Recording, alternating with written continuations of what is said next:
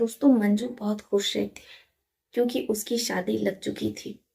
1 महीने बाद उसकी शादी होने वाली रहती है। मंजू का परिवार घर में पहली शादी रहती है। शादी की तैयारियों में जुटा रहता है, लगा रहता है। मंजू के चेहरे की लालिमा बता रही थी कि मंजू कितना खुश है। और हो भी क्यों ना, क्योंकि लड़का लड़की जब बड़े हो जाते हैं तो समाज, माता पिता अपने लड़का और लड़की की शादी तय कर देते हैं ताकि वो एक दूसरे के साथ इंटीमेट हो सके। अब इसी की खुशी मंजू के चेहरे पर गुलाल बनकर उभर रही होती है। मंजू जो पहले से कहीं ज्यादा मोटी हो जाती है। लगभग 1 महीने बाद मंजू के दरवाजे पर बारात आने वाली रहती है। कुछ ही दिनों में मंजू विदा होकर के हमेशा के लिए अपने पति के घर चली जाएगी। होता भी वैसे ही। मंजू दुल्हन बनी बैठी रहती है, अपने दूल्हे के आने का इंतजार कर रही होती है। मंजू का होने वाला दूल्हा आकाश बारात लेकर के मंजू के दरवाजे पर पहुंचता है। मंजू की खुशियों का ठिकाना नहीं होता है। मंजू जैसे ही ढोल नगाड़े की आवाज सुनती है तो वो बाजे पर जाती तो देखती है कि उसका दूल्हा आकाश बारातियों के साथ नाच रहा है। मंजू के पिता संतोष बारातियों के स्वागत में लगे रहते हैं क्योंकि उनके घर की पहली शादी रहती। ऐसे में उन पर यह जिम्मेदारी रहती है कि वो बारातियों के स्वागत में कोई भी कमी न होने दे। इधर पिता संतोष बारातियों के स्वागत में लगे। मंजू को उसके होने वाले दूल्हा आकाश के बगल में बैठा दिया जाता, लेकिन जैसे ही जूता चुराई होती है दूल्हे का सेहरा उठाया जाता है मुंह दिखाई के लिए, मिठाई खिलाने के लिए। वहां मौजूद सभी के होश हो जाते हैं। इधर दुल्हन मंजू बेहोश हो जाती है। किसी तरीके से मंजू को होश में लाया जाता है। मंजू जिससे विश्वास नहीं हो रहा था कि जिससे उसकी शादी होने जा रही है, जिससे उसकी मंगनी हुई थी, वो कोई और है, उसका दूल्हा आकाश नहीं है। पूरे गांव में तरह तरह की बातें होने लगती हैं। अब उस अनजान व्यक्ति से पूछा जाता है कि आखिर दूल्हा कहाँ है। जो व्यक्ति रहता है वो गांव वालों से कहता है कि देखिए, मुझे नहीं पता कि दूल्हा आकाश कहाँ है। मुझे तो सिर्फ पैसे मिले थे 6,000 रुपये, इसलिए मैं दूल्हा बनने के लिए तैयार हो गया। बाकी मुझे नहीं पता है, ये आप लोगों का आपसी मामला, इसे समझ लीजिए। लेकिन जो गांव वाले रहते हैं वो उस अनजान व्यक्ति को जाने नहीं देते और कहते हैं कि आकाश ने तुमको ये पैसे कहाँ दिए थे। वो व्यक्ति कहता है कि देखिए, मैं आकाश की दुकान पर अक्सर आया जाया करता था। आकाश ने मुझसे कहा कि देखो, मैं तुम्हें 6,000 रुपये दे सकता हूँ। मैंने आकाश से पूछा कि भला आप मुझे 6,000 रुपये क्यों देंगे। आकाश ने कहा, बस एक हमारा छोटा सा काम है। समझो कि तुम्हें एक नाटक करना है और दूल्हा बन करके बारात लेकर के जानी है। मैं राजी हो जाता हूँ और तैयार होकर के आकाश के घर पहुंच जाता हूँ। आकाश के घर वाले भी बहुत जल्दी में होते हैं और मैंने एक लंबे सेहरे से अपना चेहरा ढक लिया था, जिसकी वजह से परिवार वाले मुझे पहचान नहीं पाए। इसमें मेरी कोई गलती नहीं। जब गांव वाले ये सुनते हैं तो वो उस अनजान व्यक्ति को जाने देते हैं। यहाँ दुल्हन मंजू का रो रो करके बुरा हाल रहता है। बारात वापस लौट जाती है।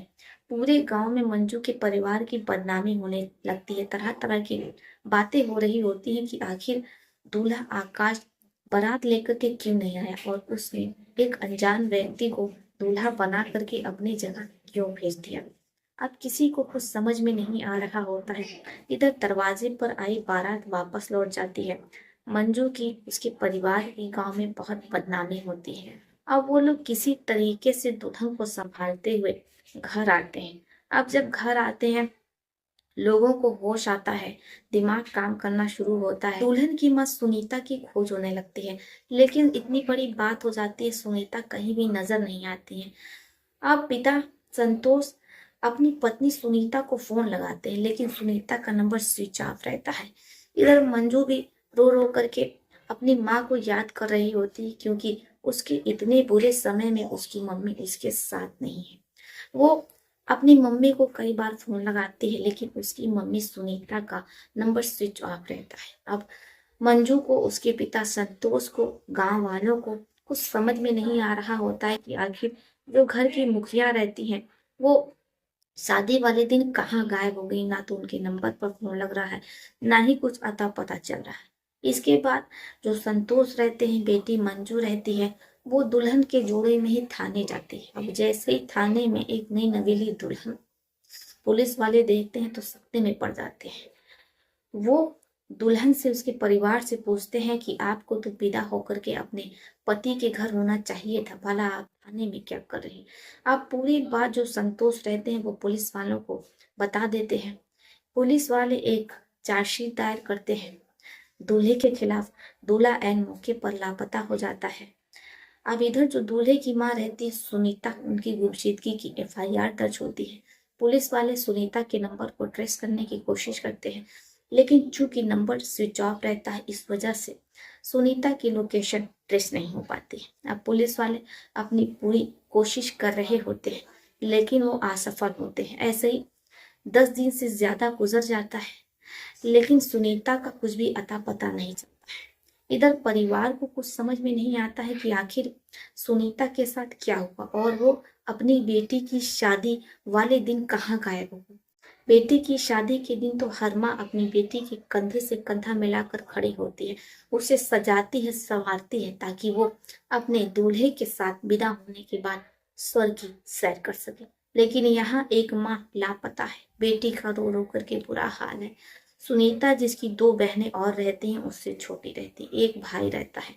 अब ऐसे में छोटे भाई बहन जो उदास रहते हैं, परेशान रहते हैं कि आखिर उनकी मम्मी के साथ क्या हुआ, वो कहाँ चली गई। संतोष अपने बेटे और बेटियों को समझाते हैं कि जल्द ही तुम्हारी मम्मी घर वापस आ जाएगी, तुम लोग चिंता ना करो।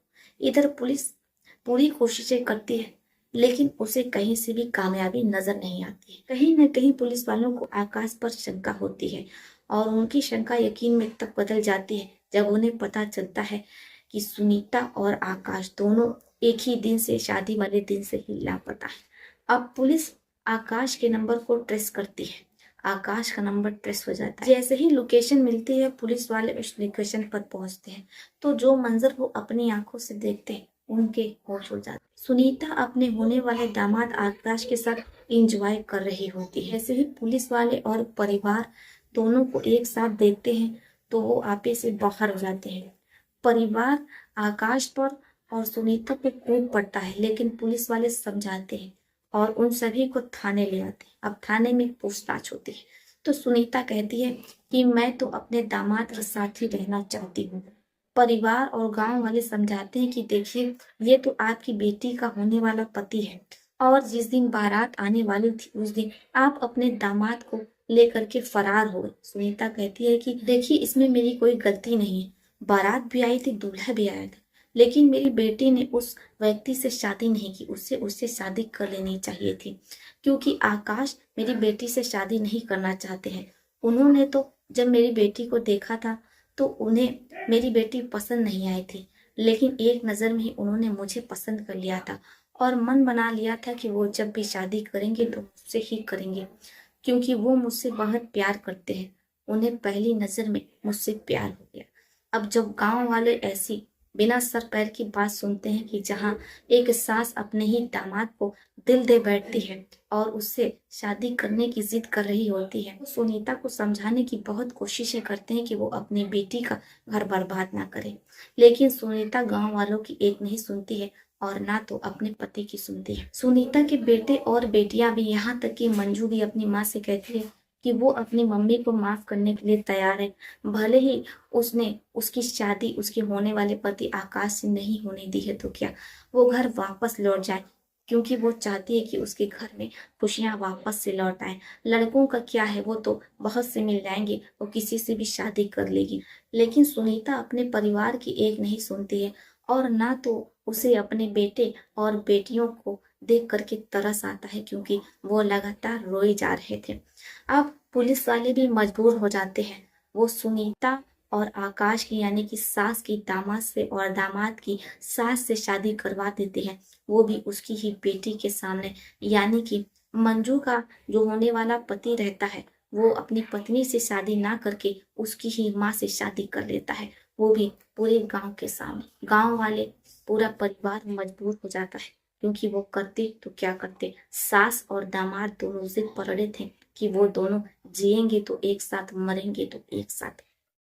अब उन दोनों की तो शादी हो जाती है, वो दोनों पुलिस की वैन में बैठ करके विदा हो जाते हैं, यानी कि सास अपने दामाद को लेकर के विदा हो जाती है। इधर जो सुनीता के पूर्व पति रहते हैं संतोष, उन्हें बहुत गुस्सा आता है क्योंकि उनकी पत्नी ने पूरे गांव वालों के सामने ये कहा था कि उन्हें पति सुख नहीं मिलता है, उनके पति अब बूढ़े हो गए हैं, उन्हें वो सुख नहीं दे पाते हैं, इसलिए वो अब अपने दामाद के साथ जाना चाहती हैं, अपने दामाद के साथ ही पूरा जीवन बिताना चाहती हैं। अब वो गुस्से में लाल हो जाते हैं, घर आते हैं और दवाई खा लेते हैं। धीरे धीरे उनकी तबीयत बिगड़ने लगती है, उन्हें उल्टियां होने लगती है। जैसे ही बेटी मंजू को पता चलता है कि उसके पापा की तबीयत खराब होने लगी है, तो वो अपने पापा के कमरे में जाती है, लेकिन संतोष जो कि होश में नहीं रहते हैं, वो अपनी बेटी को भी बेटी नहीं समझ पा रहे होते हैं और अजीब अजीब हरकतें करने लगते हैं। लेकिन मंजू जो कि पूरे होश में रहती है, वो अपने पापा को अपने बाकी भाई बहनों के साथ मिलकर के हॉस्पिटल लेकर के जाती है। वहाँ डॉक्टर संतोष को कई इंजेक्शन लगाते हैं। पूरी रात संतोष अजीब अजीब हरकतें कर रहे होते हैं क्योंकि ओवरडोज हो जाता है और ओवरडोज होने के कारण संतोष अपना आपा खो देते हैं। एक तरफ उनकी पत्नी जो उनके ही दामाद के साथ भाग गई है और उसने उनके दामाद से शादी रचा ली है। ये डिप्रेशन उन्हें कहीं ना कहीं खाया जा रहा था, उनकी मानसिक स्थिति पूरे तरीके से बिगड़ जाती है। लेकिन डॉक्टरों की सूझबूझ से सुबह तक संतोष को आराम हो जाता है। पूरा गांव परिवार संतोष को समझाता है कि देखिए, जो होना था सो हो गया, अब आप अपने बेटे और बेटियों का मुंह देखिए, इनका शादी ब्याह अच्छे से कर दीजिए और इसके बाद रहा जीवन तो आप भी किसी अच्छी महिला को देख करके विवाह कर लीजिएगा। संतोष को गांव वालों की बातें सुनकर थोड़ा ढारस आता है। अब वो अपनी उस पत्नी को भूलने की कोशिश करते हैं जो उनकी कभी थी ही नहीं, अपने ही होने वाले दामाद के साथ शादी कर ली।